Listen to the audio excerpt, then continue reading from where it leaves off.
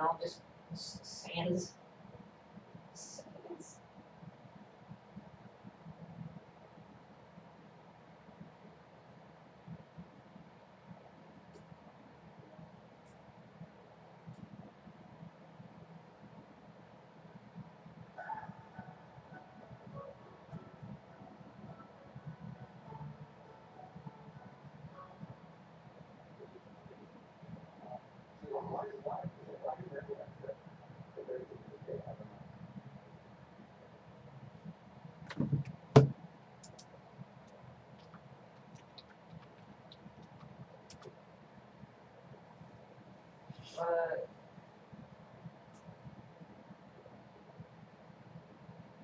Can't hear the one.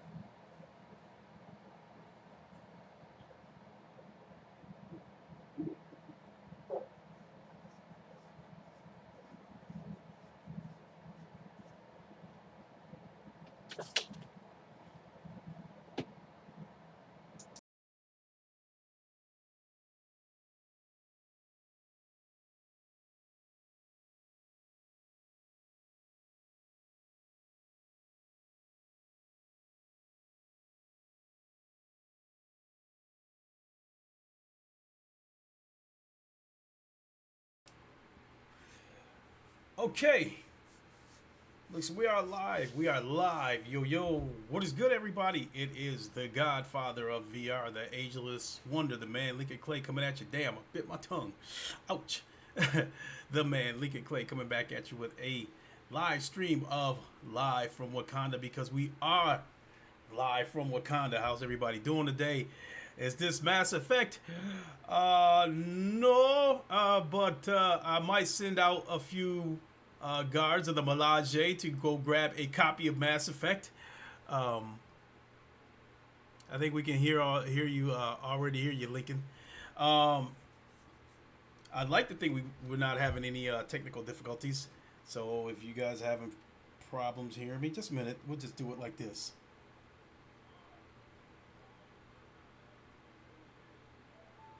Mass Effect. Okay. We're good. We're good. No echoes, no technical difficulties. We can proceed. So, yeah, it's good to be back. It's good to be back with live from Wakanda. I've been working a lot lately, 10-hour days, working 6 days a week. So I haven't been doing much during the week. But regardless of what's going on with me, I can still commit to giving you guys something on Saturday, which will more than likely be live from Wakanda.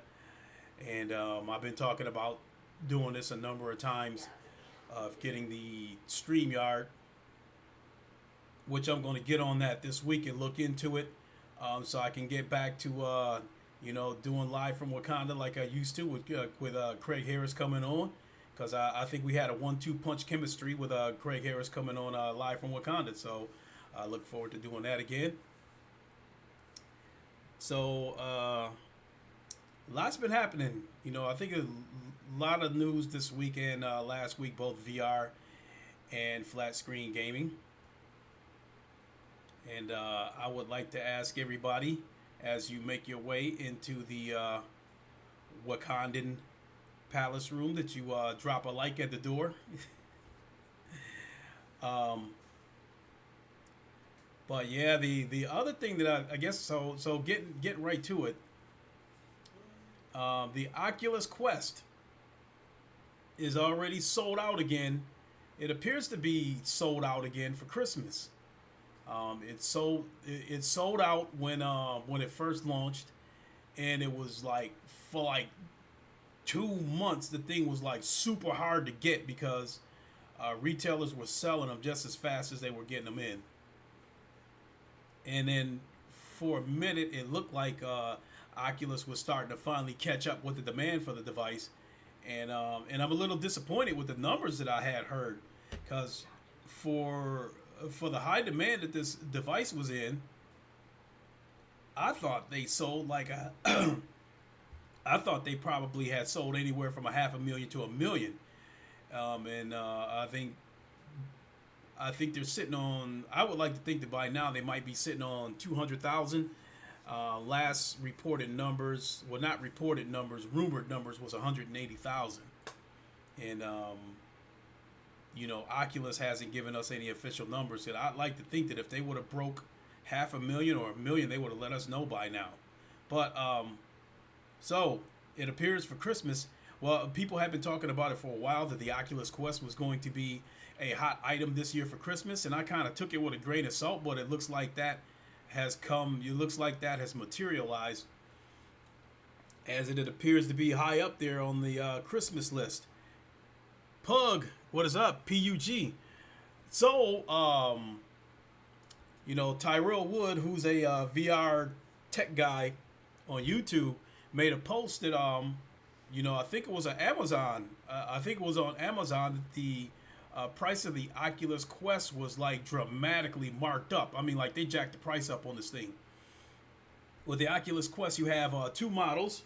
You have the 64 gig, which is this one.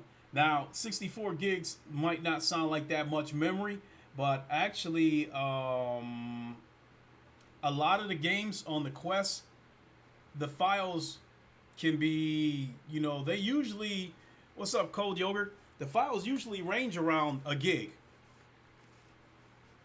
But I think the biggest file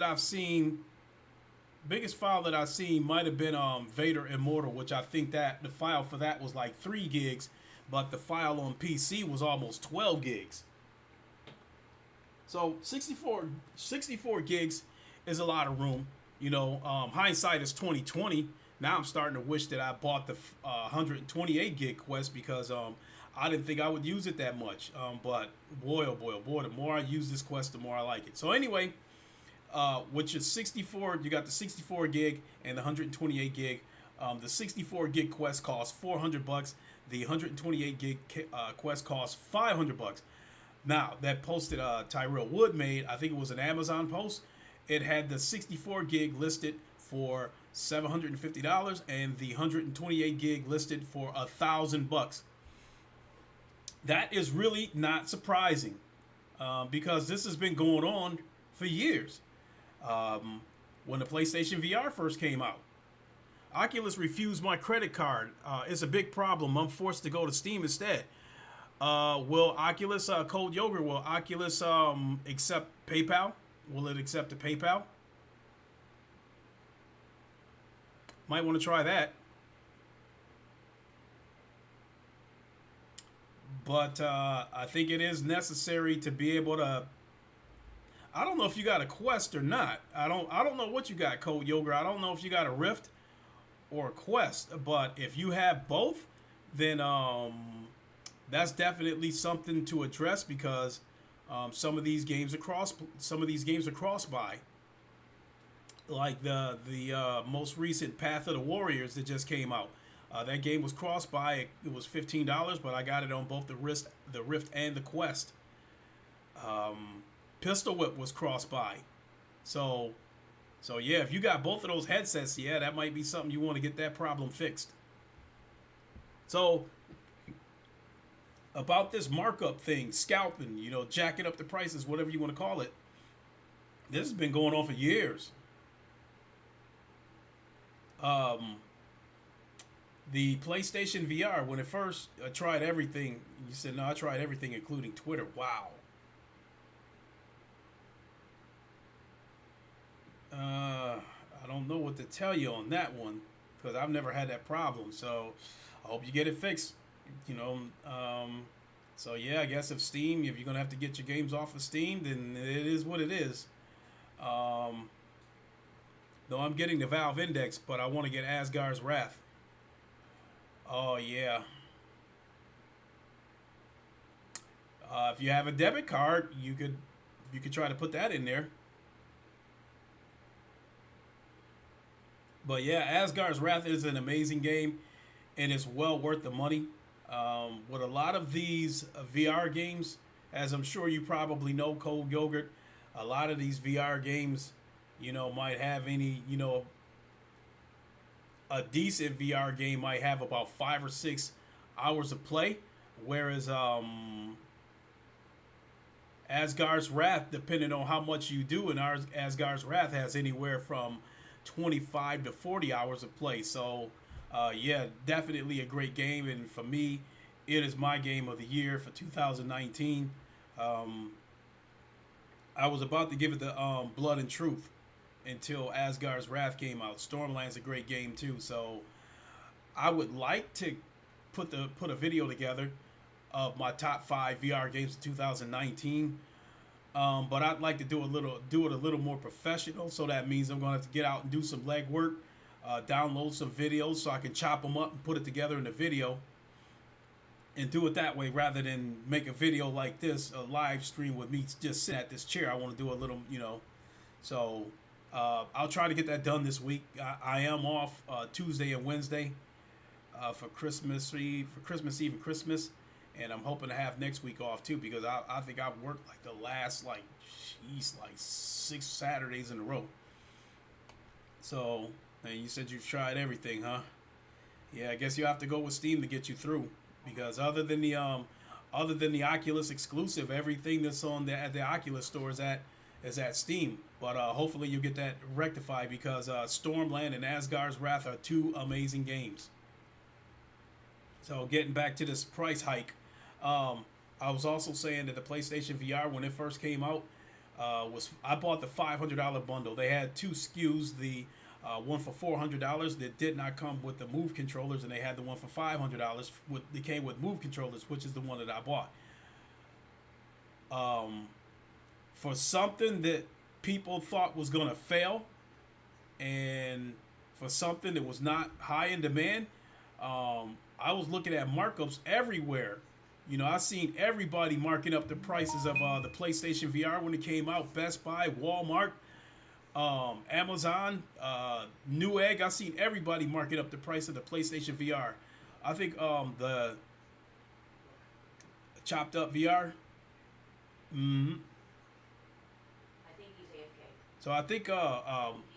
I saw on the Walmart website that the the the PSVR bundle, the $500 bundle, they were selling it for $1,400. I said, you got to be kidding me. And I was like, I didn't think that kind of shit was legal, so, but it's been happening. It's been happening for years. The first time I seen people like jacking up prices of stuff was back when the Xbox 360 came out. When the Xbox 360 came out, there was a mad rush to get that console, and people were buying them and throwing them on eBay, jacking them up for $1,000, $1,500, $2,000. And long story short, I went through hell and back to get my 360 because I didn't pre-order it. So I'm running all over town to all these places that's supposed to have it and waiting in line for 6 hours and that kind of shit. When I finally got it, I thought about putting it on eBay and selling it, but I said no. These things because of how hard it was to get it. I didn't want to have to wait another 2 months to get one. So a lot of times when the new console comes out, if the first wave of them sells out like that and you can't get them, you'll get a couple of them trickling in here and there. But the next wave usually doesn't come for a couple of months. Um, so that's why I pre-ordered my PS4 because I didn't want to get caught up in that kind of shit. So I pre-ordered it from GameStop and I pre-ordered it from them because they were doing a midnight release. Otherwise, I would have bought it from Best Buy. So PS5, more than likely I'm going to get one. More than likely I'm going to pre-order it, but I'm not moving right now because I'm still waiting to see what is on Sony's mind in terms of whether they're going to start bringing these games over to PC or not. Because if they bring their games over to PC, especially their VR games, that changes the whole complexion of the game. So that's what I got for our opening topic. Let me grab my glasses and go over my tweets over the last week or two. Read a little bit from the article and then give my personal take on it.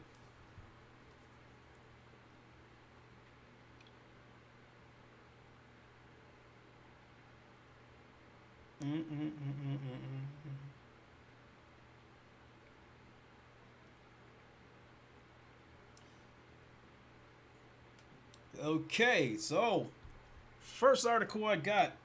Let me.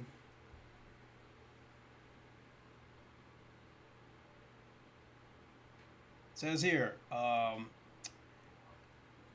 come on. Xbox Series X will stay as quiet as Xbox One X, says Phil Spencer. In our exclusive talk with Xbox boss Phil Spencer, we learned a great deal about just how powerful the next gen Xbox Series X will be. A GPU 8 times faster than the base Xbox One and twice that of the Xbox One X. A CPU said to be 4 times more capable and ultra fast MV solid state drive, blah blah blah. Well, aside from the SSD, which is virtually silent, you might be wondering about how the Series X will handle all that power while staying cool and quiet. Okay, so that's what he means. I thought he meant like the title says Xbox Series X will stay as quiet as Xbox One X. Says Phil Spencer. I thought he meant that like almost like in terms of marketing, like they were going to try to like make this thing fly under the radar, almost unnoticeable. I was about to say that's the biggest crock of shit that I ever heard in my life. But in that case, it's something like that. I can't dispute something like that because it's not in any of our hands yet. So we don't know whether the device is going to be loud or not. And if it's loud, then it is what it is. I can't really knock them because because the PlayStation Pro is god awful loud when that fan kicks in. It feels like it sounds like a jet taking off. So I would be a hypocrite if I were to get mad that the Xbox would be loud, especially being that I don't plan to get one. So with that being said, I don't doubt that it'll be quiet. The big question is there going to be bugs and problems and that kind of stuff when the console launches? Are we going to be dealing with another red rings of death, a black screen, consoles bricking? I mean, are we going to be dealing with that kind of stuff? Because the Xbox One X was having some problems when it first came out. Microsoft was in damage control, blaming consumers, saying that they were plugging it up into power strips and this, that, and this. So both of the consoles, for that matter, PS5 and Xbox Series X, it'll be interesting to see if either of these consoles launches with bugs, problems, what have you. So, J-Dog, I'm definitely pre-ordering PS5. Got to get that day one. At this point, more than likely, I'm going to have it day one. But I would probably say that the deciding factor that would pretty much ice it for me is if the next GT Sport is one of the launch games that comes with the PS5. Because if that's the case, that would be huge for me because a lot of us in the VR community feel like it's a giving that it's going to have VR multiplayer. I gotta have that. I mean, that's going to be one of my biggest reasons for getting a PS5. Because I played GT Sport in VR a couple of days ago, and thank you for everybody that tuned into that. And I forgot how much fun that game was in VR, but at the same time, it was a stern reminder that we gotta hurry up. You know, the PS5 gotta hurry up and get here so we can get GT Sport VR multiplayer. So, J Dog says, my Spidey Pro is always quiet. My Launch Pro can get loud sometimes. That's the difference. You know, by the time you got that Spidey PS4 Pro, they had fixed that problem, putting it simply. Whereas me, I have a day one PS4 Pro. I bought it the morning after, because at the time it launched, I was on third shift, so I bought it that morning as soon as I got out of work. The one named Shadow, I thought a surge protector was to protect your consoles, not break it. But see, Microsoft didn't know what was causing all these Xbox One X's to brick and freeze and all kinds of other shit. Microsoft didn't know, so they were just grabbing that straw, saying that, you got to plug it individually into a wall. Don't plug it into a surge protector. Don't do this. Don't do that. They were in damage control. So, I mean, to me, they were just like kind of pointing at the consumer while they try to figure out what was wrong and come out with a fix for it. But to me, it was typical Microsoft shit, putting a product out there that wasn't ready, which this time it didn't make any sense because there was nobody out there that they were competing with. I mean, we know the situation with the 360. Back in 2005, when the 360 launched in November of 2005, if my memory is correct, the PS3 was supposed to launch a month after that. In like December of 2005. But the Xbox 360 jumped out the blocks and it was selling like hotcakes. So I think because of that, Sony waited until 2006 to release the PS3 so it wouldn't be any competition out there against them. Because if memory serves me right, the 360 launched in November of 2005, and I think the Nintendo Wii launched in like February or March of 2006, and the PS3 came out in like November of 2006. So when the PS3 came out, there was nobody out there to compete with them. And so, but originally the PS3 was supposed to launch within the same time frame of the 360, and I think because of that, Microsoft rushed the console out there that was not ready yet to try to get the jump on the PS3, because I think Microsoft had that mentality: whoever gets out the block first wins. Truth be told, I think Microsoft and Sony were in a foot race this generation in 2013 to release the PS4 and the Xbox One. I think they were in a foot race to try to get out the blocks first, figuring that would give whoever jumped out the blocks first would have a head start.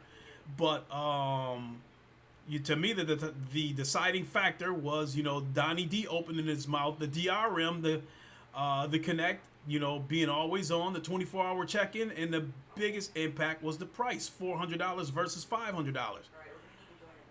So when the Xbox One X came out, the PS4 Pro had already been out for a year. So when the Xbox One X came out, it was out there by itself. It wasn't competing with anybody. So in my opinion, there was no reason for that console to release with the bugs that it had. So, J-Dog, so you said I have my X plugged into a surge protector. Should I change that and plug it into the wall? That is not my place to say. I'm just like pointing out that Microsoft was in damage. They were damage controlling when these things were launching with problems. I would like to think that by now, I would like to think you'd be fine, because every time my son comes over here and he would bring his Xbox X over here, Xbox One X, I'd plug it into a surge protector. We never had any problems. I think Microsoft was just grabbing at straws when they said that shit, because I think they didn't know what was causing these consoles to brick and getting screens blacking out and shit like that. I think they were just throwing that at the consumer, grasping at straws.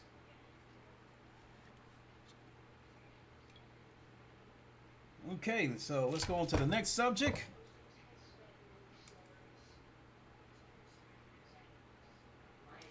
This is a VR tidbit.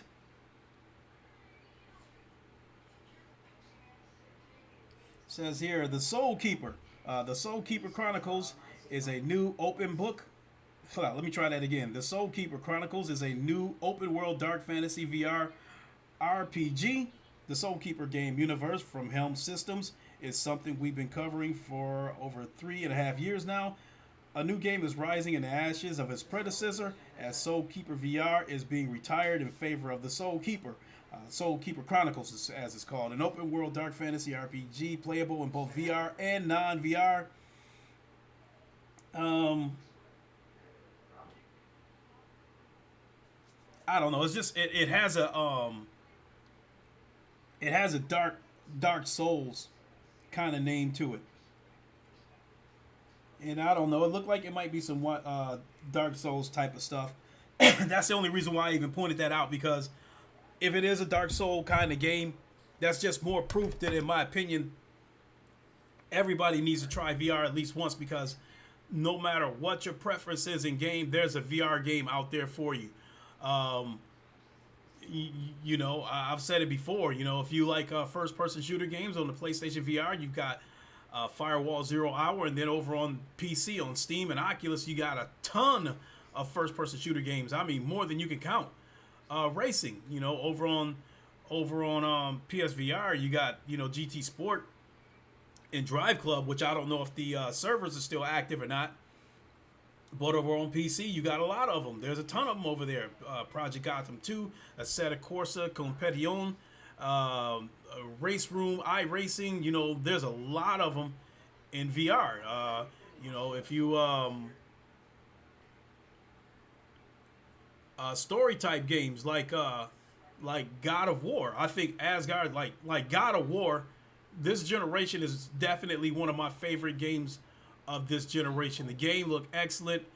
When I originally saw the game, it was the fact that Kratos could throw that axe and it would come back to him like Thor's hammer. That's what got my attention. But after playing the game, it's such an amazing story. To me, the story of a man bonding with his son, which is what I'm going through right now with my son, so I can relate to that story. And because of that, I think God of War was one of the best games this generation. I would say, in terms of the gameplay mechanics of being able to throw weapons and those weapons coming back to you, Asgard's Wrath is that would be a similar game, and it's got a pretty good story. I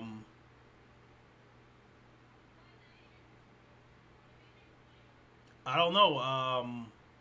So bottom line is, whatever your favorite kind of flat screen game is, there's some kind of VR game out there that's in the general ballpark of it. So I'm still urging people to give VR a try. When you catch a PlayStation VR on sale, or if you have a PC, maybe get an older headset like a HTC Vive or Oculus Rift CV1. Get one of those off of eBay, because they're going pretty. I think they're going pretty cheap off of eBay right now. Although I wouldn't be surprised if people are marking them up right now because of Christmas. Cold Yogurt, you said stream Resident Evil 7 VR. I can guide you in the game. Game graphics and gameplay is real good. You know what? I did play Resident Evil. I have played it. I played it when it first came out. I got to the point where I was getting ready to try to get out of the house, and I had climbed up to the attic and was getting ready to try to get out of the house that way. But then that girl jumped out with that chainsaw. That's where I got stuck at, and I couldn't get past that part.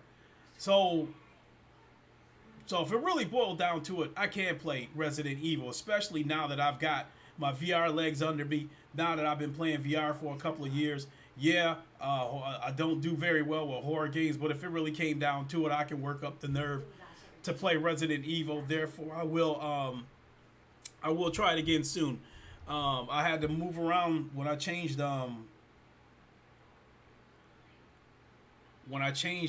external hard drives. I had to move some games around. I had to delete some games, so I might have to go re-download them. So I'll have to check my library, and if that's the case, then I'll have to download Resident Evil again. But yes, I will stream it at some point. He said, I wish they would make more games with VR options like they did with Resident Evil. That is happening a little bit more because that gives developers, two options because there's probably some games um, that flat screamers would like to get their hands on, but don't want to play it in VR. So it's starting to happen a little bit more. Because I like, for instance, I think Space Junkies is a game that was primarily built for VR from the ground up. I think the game didn't do very well because of Ubisoft's own greed, because of how high they launched the game at. They launched the game at $40, and to me, it was a $20 game. So they came out with a flat. I believe they have a flat screen version of that game. Um, I think Well, we don't know where the attachment's at. Alright, everyone look for pages. I forgot the name of that horror game that's on PlayStation VR. I can't remember if it's Transparent or whatever the name of that game is. Another game that came to flat screen. So yeah, that's happening more. What do you mean, geezer? Gamer Tag? Who are you talking about? Who you calling a geezer, man?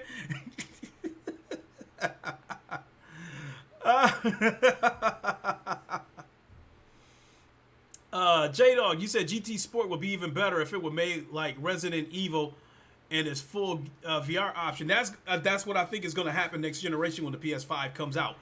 I think you're going to have the option to play this game fully in VR or flat screen, and I also believe that they're going to have VR multiplayer. So that, so even though I'm kind of like a little bit concerned about Sony's direction in terms of whether they're going to release games on PC or not, I am still saving my money for a PS5. I still, as of right now, I think I got about $250 tucked away for my PS5 because when the PS5 launches, of course I can walk in and pay for it with a credit card, but then I don't want to have to turn around and pay all that $500 and something back. I just want to be able to go in, drop the cash, grab my shit, walk out. I'm doing pretty good, Gamer Tag. How you doing? So Skyrim is another good one, like Resident Evil 7, even though I haven't played it yet. Yeah, I think you're gonna. I think you might see more of that coming from Bethesda. I think right now Bethesda would like nothing more than to put Fallout 76 in VR, but I don't think the PlayStation 4 would be. I don't think the PlayStation VR would be able to handle it. So I think what's probably going to happen with Fallout 76.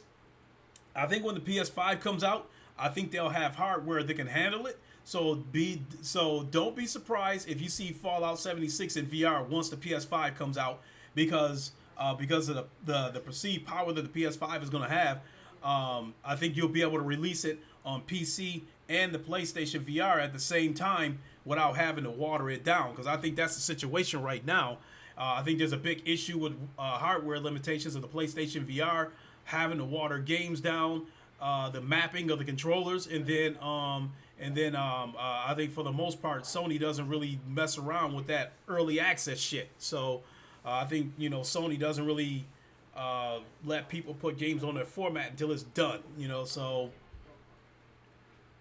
But yeah, I think I said this before. When the PS5 comes out, I think that's going to open the floodgates. I think you're going to see a ton of VR games coming out when the PS5 comes out, because again, the developers won't have to optimize the game for PC and then have to find a way to water it down to get it on the PlayStation platform. I think they'll just be able to. I think they'll just release it on the PS5. So with that being said, don't be surprised if there's going to be a lot of games. Don't be surprised if you see a lot of games, in my opinion, that's going to be on the PS5 but might not be on the PS4 because it might not be able to handle it. So,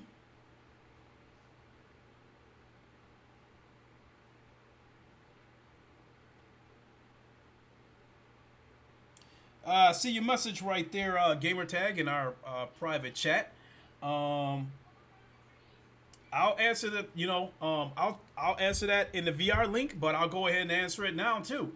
2020. What games am I looking forward to in 2020?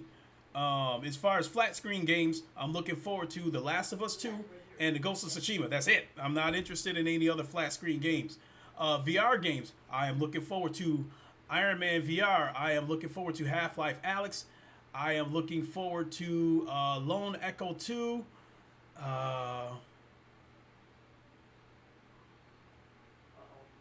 Damn it, there was one more out there. I forgot what it was.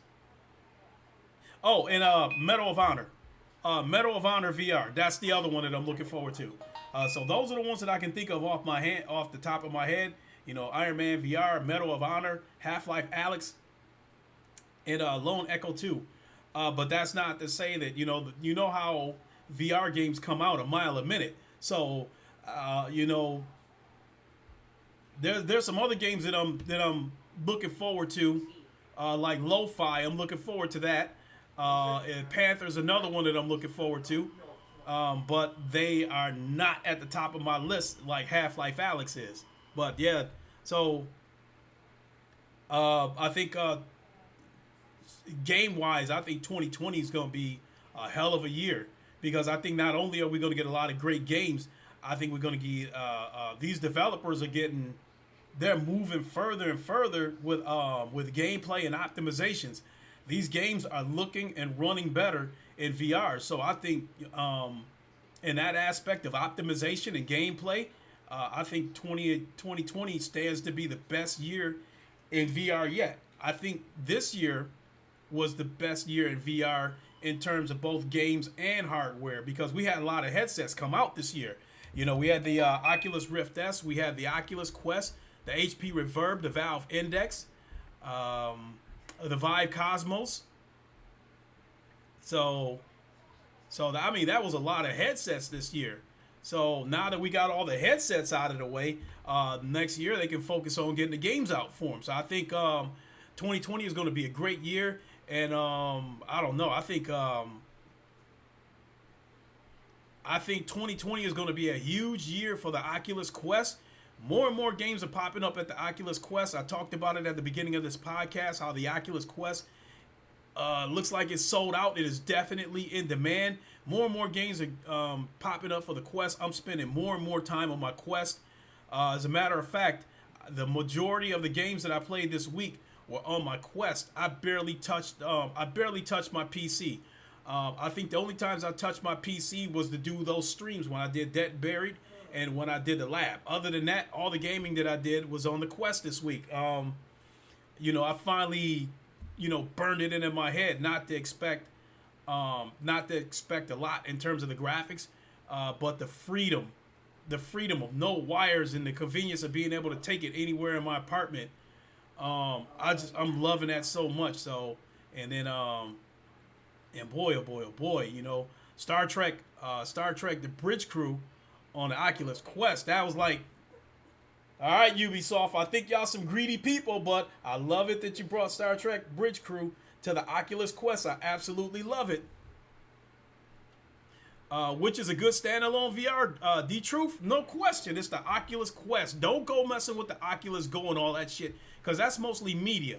You can't play a lot of games on it. That's for watching movies and video and all that kind of stuff.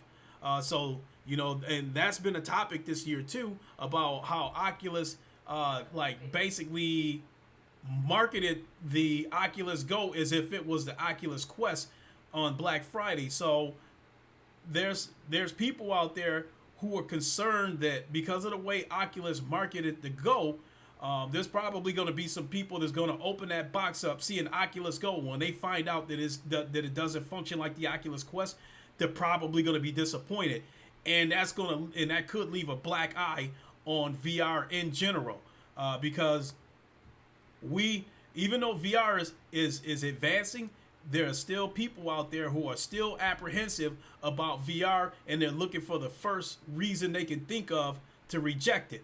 So, some people still walk into, you might tell them, just give it a try, Oh, all right. But they go in with the mentality that they're looking for the first reason they can to reject it. So a situation like that, where somebody might have been apprehensive about getting VR in the first place, they find out it's not a Quest type headset, that might piss them off. I think some kids might end up being disappointed if they get an Oculus Go and they find out that it doesn't function like the Quest, and then when the parents try to correct that problem and get them a Quest, that's going to be a hard one because they're hard to get right now, and the ones that are out there, retailers are marking them up. You guys heard how I talked about how they're marketing the Oculus Quest. You know, they marked them up to $750 and $1,000 respectively for both models. So, but you know, I made a short story long. D Truth, standalone VR, Oculus Quest. That's it. At this point, I would say don't even consider anything else. Oculus Quest. That's it. Oculus Quest. Oculus Quest. Oculus Quest. So let me switch goggles and move on to the next subject.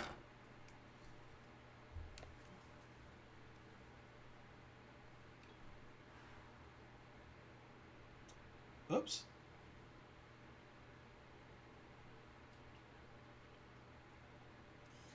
So,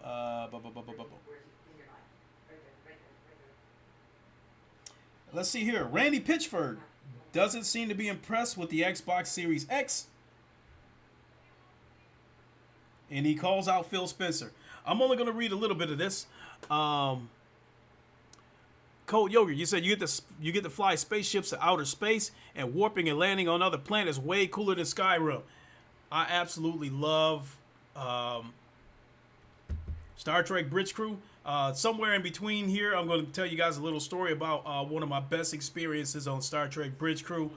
The guy that was the captain of the mission that I was on, I should have sent him a friend request because the guy was pretty damn smart, but he took a couple of lumps though, because he played it a couple of times before he figured out the best way to deal with it.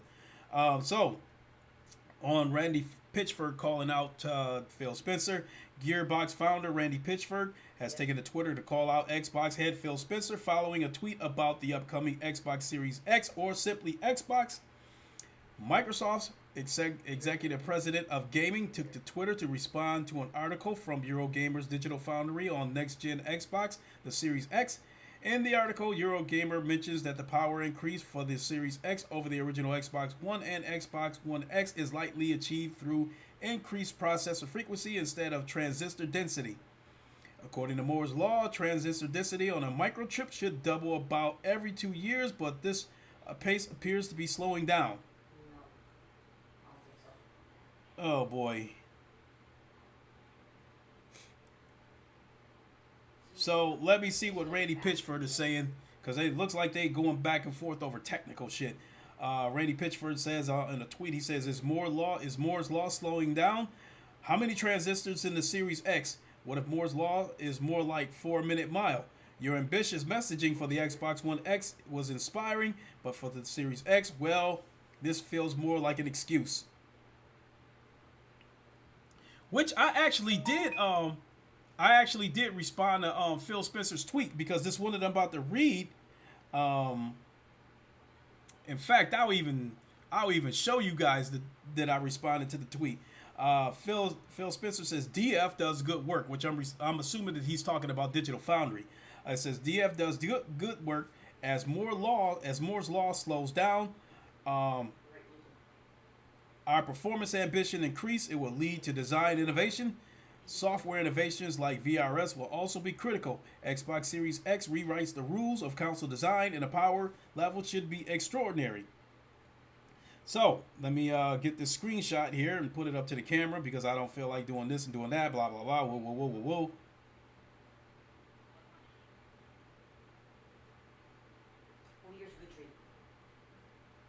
Oh,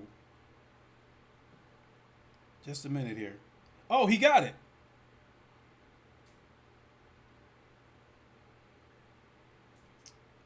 So while we're here, if you happen to be listening, Big Cloud, welcome aboard. That he's not kicking you out; he's kicking out someone else. I'll show you guys the tweet real quick.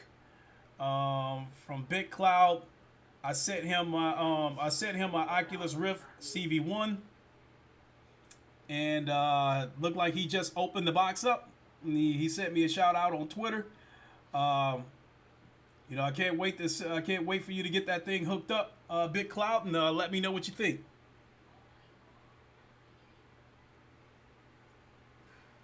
You know what? Let's split up. So You just split up. so now let me show you guys the my tweet that I responded to one Mr. Phil Spencer.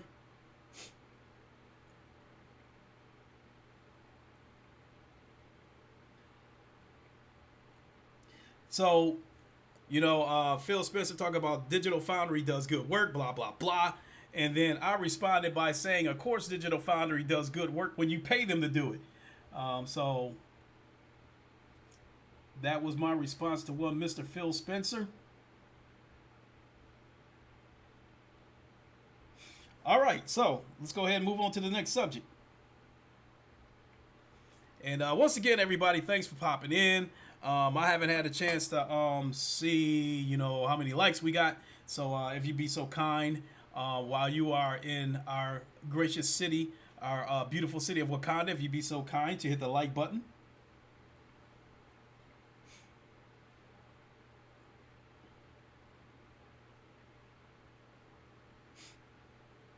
You see here, uh,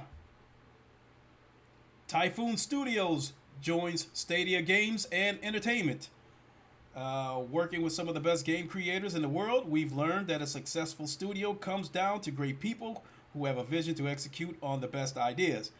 We are always looking for people to share our passion and vision for the future of gaming, which is why I'm so excited that Typhoon Studios, the independent developers behind the upcoming Journey to the Savage Planet, is joining Stadia Games and Entertainment. So I'm assuming that means it has been acquired by them. Under the leadership of its co-founders, Reed Snyder and Alex Hutchison, Typhoon Studios has built an incredible team of industry veterans who are committed to the player's experience.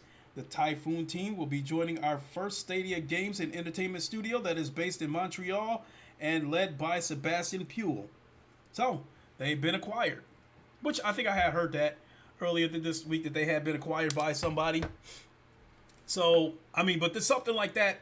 They should have already had that in place before Stadia launched, because that was one of the things that people was poking holes at as far as Stadia goes, that they didn't have any exclusives. They didn't seem to have any studios lined up. So this should have been in place already and not after the fact.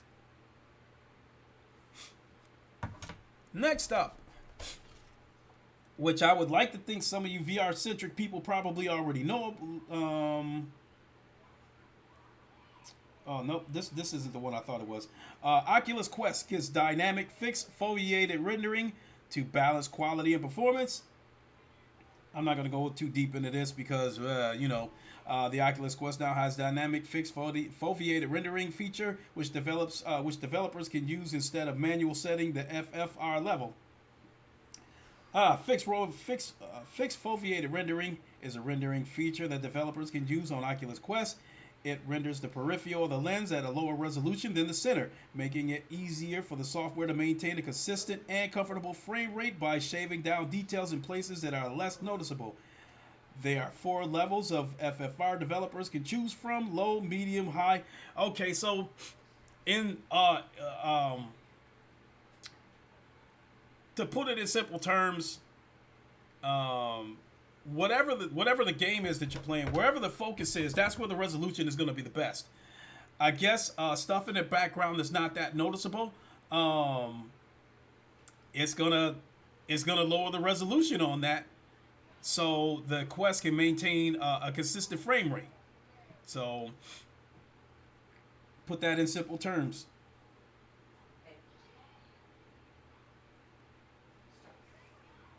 This is an opinionated piece.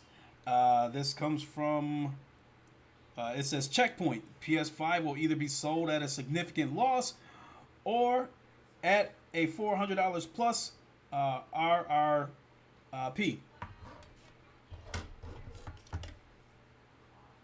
So let's go into this a little bit. The next console generation will be expensive. It'll be expensive for both Sony and Microsoft. And it will be also expensive for the consumer too. Not least because the cutting edge technology that both consoles encompass is massively costly. With its great power, it seems, come great bucks or something. Anyway, we already know that the PS5 and the Xbox Series X will be very similar to each other in terms of pure technical specification, but it's chiefly the costly sum of the high-end SSD, powerful GPU CPU combo, and GDDR6 memory, which would almost certainly result in a console that would greatly exceed the magic $400 price point that many folks would be willing to pay for. Indeed, when speaking about the Xbox Series X, Digital Foundry's Richard Ledbetter had this to say, blah, blah, blah, blah. I'm going to skip past all that.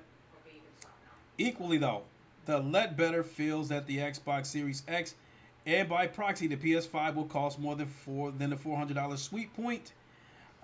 He also believes that both consoles will avoid the death knell of a $600 price point, which provided such poor optics for the PlayStation 3 at its launch over a decade ago.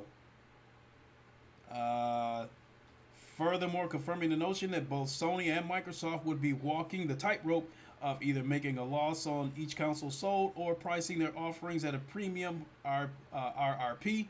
Respected analyst Daniel Ahmad tweeted to that effect. I mean,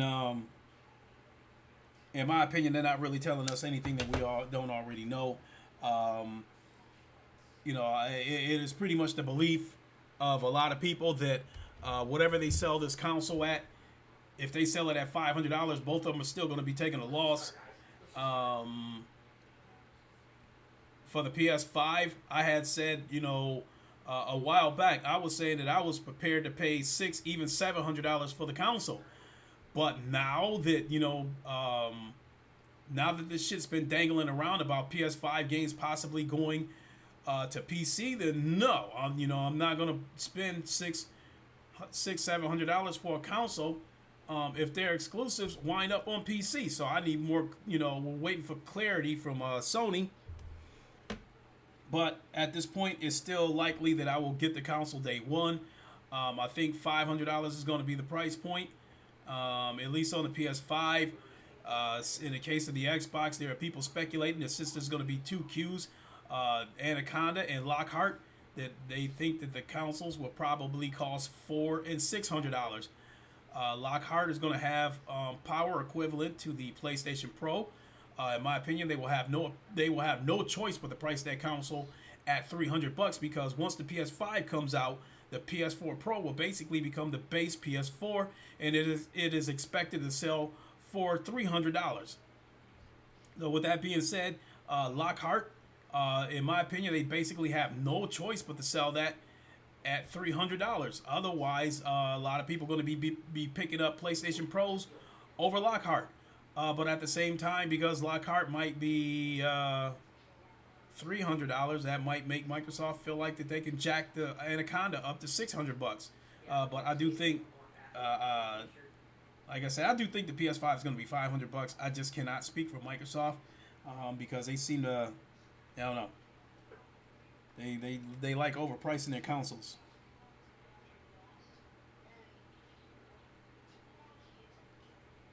So, but I've been on for about an hour. So I think the last thing I'm going to talk about, because there's actually a lot more stuff that I got, but it's actually going back pretty far.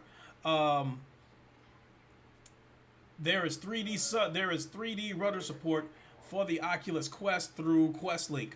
I don't have a 3D rudder. I do not plan to get one because games that require me to stand up, I want to stand up for those games because it makes it that much more immersive. I do not want to play a game where I'm required to stand up. I don't want to sit down and try to use the 3D rudder to move around because that's, to me, that it's a cool device. But to me, I think it compromises the immersion. So, but it is cool that it got support on the Quest through QuestLink. So I think that's about it. I'm ready to go jump on this quest and play some Dead and Buried and Star Trek Bridge Crew. Which I did say I was going to tell a little bit of a story about that. When I first played Star Trek Bridge Crew, if anybody knows about the Star Trek movies, in Star Trek 2 Wrath the Khan, there was a simulator um, that potential captains would have to go through called the Kobayashi Maru. It's a situation where you're the captain of a ship. It's a simulator where you're the captain of a ship, and you're going to be put into a situation where you can't win. So the object of this simulator is for you to minimize damage and minimize loss of life. So, in the case of Star Trek, Star Trek: The Wrath of Khan, it's a little bit of a spoiler, but if you haven't seen it by now, you probably ain't gonna get up off your ass to see it. But Lieutenant Savick, who was a female Vulcan on the ship and kind of like Mr. Spock's protege, she was taking the Kobayashi Maru. She flunked like everybody else did, but Captain Kirk, passed it, and he was the only person that ever passed it. And she, at some point in the movie, she asked him, "How did you pass the test?"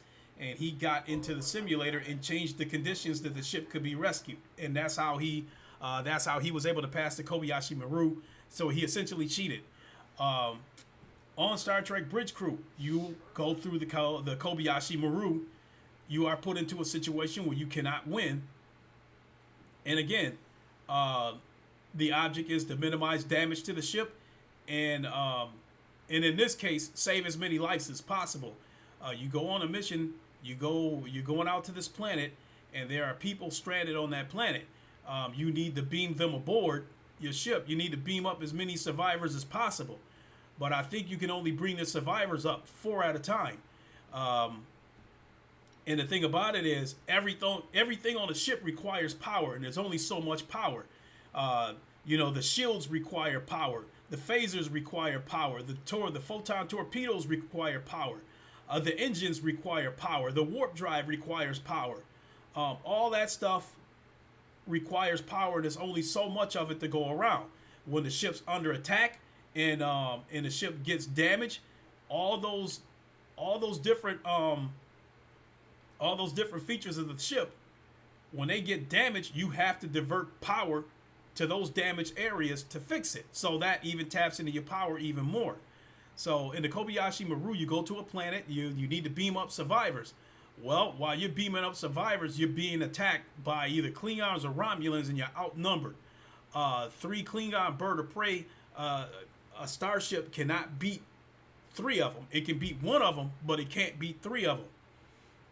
So the object was to fight them off as long as we can and beam up as many survivors as possible. But the problem is, where do you divert the power? Do you divert the power to the shields and the weapons to fight them off as long as you can? But that would give you less power for the transporters, and it will either take longer to bring the survivors up, or you can only bring up like 2 of them at a time. Or you can divert a lot of power to the transporters to bring the survivors up as soon as possible, but it would basically leave the ship defenseless, because now your shields are down, your phaser banks, they're taking longer to charge after you fire. Same thing with the photon torpedoes. So the guy that was our captain, what he did was he had us go in a circle.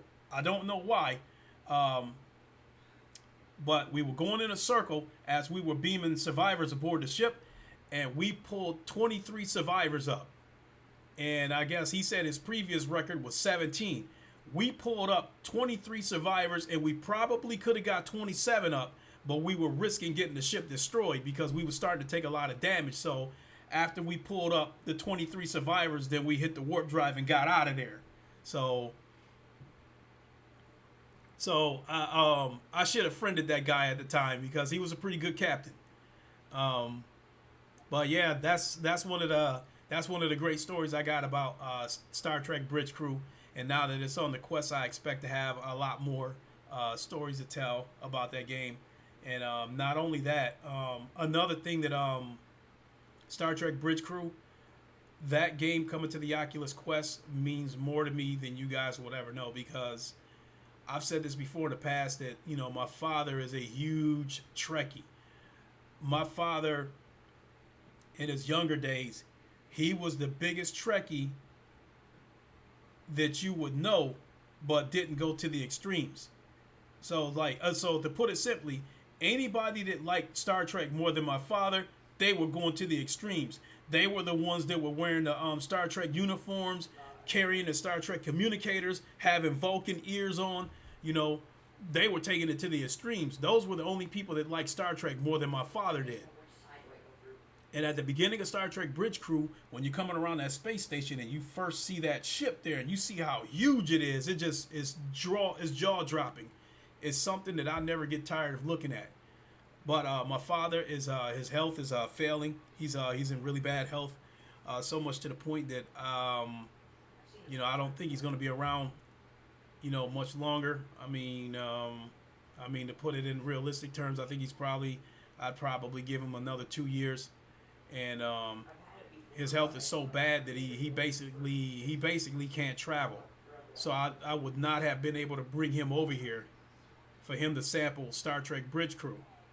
But now, because of the quest, I can take it to him. And I really think, and I've said this before in past podcasts, that if this technology would have been around 20, 30 years ago, and my father would have seen this, I think that's where he would have spent a lot of his time. I think he would have put a lot of time in VR. I think he would have been an adopter of VR. And no problem, D Truth. It is what it is. Look at me. I'm battling diabetes right now. I still look pretty good, but as we get older, we start to have problems. So, but yeah. So, on Christmas, I'm really looking forward to that. To taking my quest over to my parents' house, and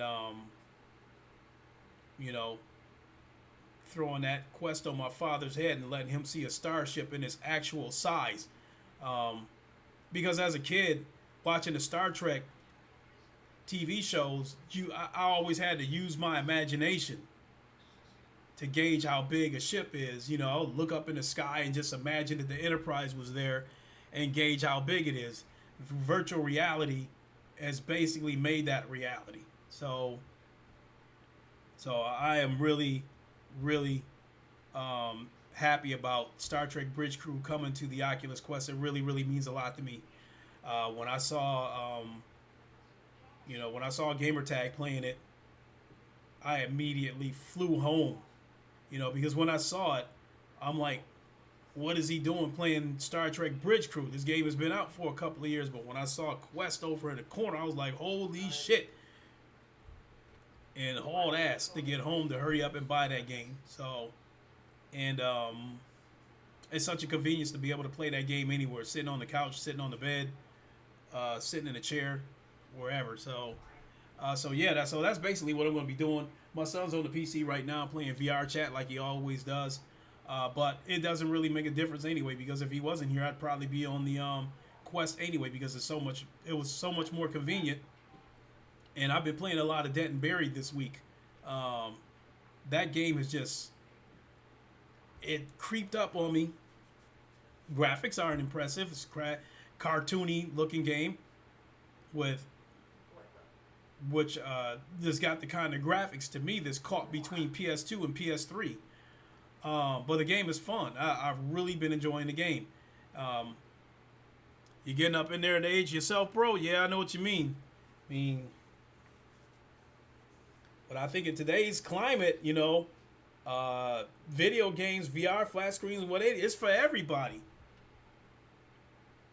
For kids as young as 5 years old to people as old as 70 years old, if they're still healthy enough to play it.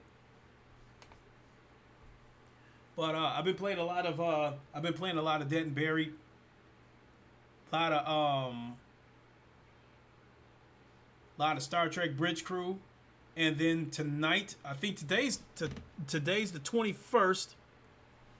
So tonight,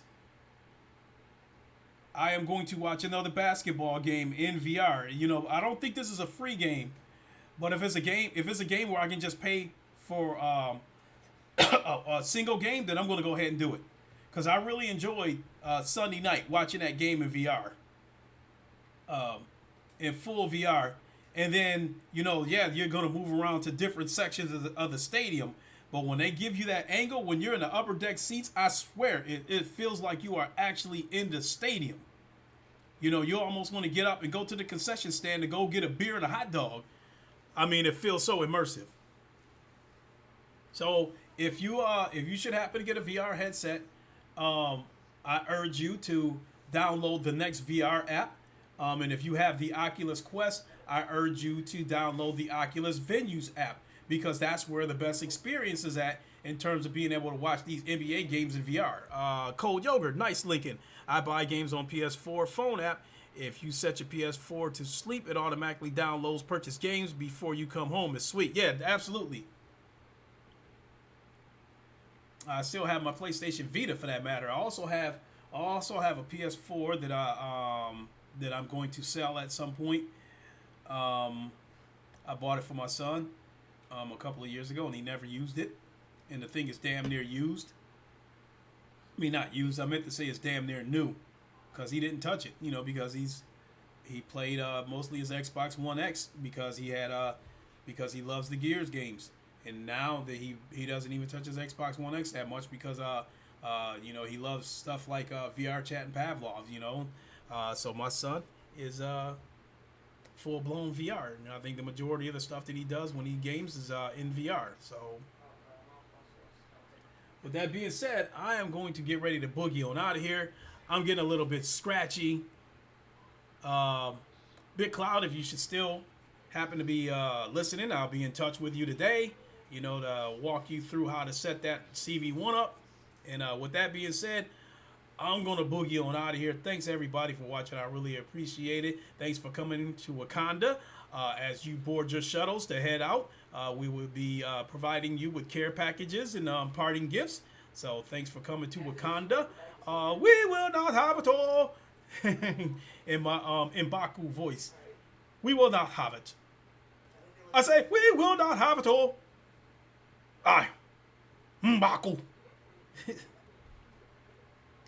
How much for the PS4, J-Dog?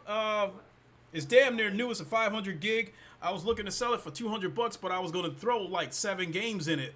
Throw in 7 games. Battlefield Hardline, I think Battlefront, Star Wars Battlefront 2, Rainbow Six.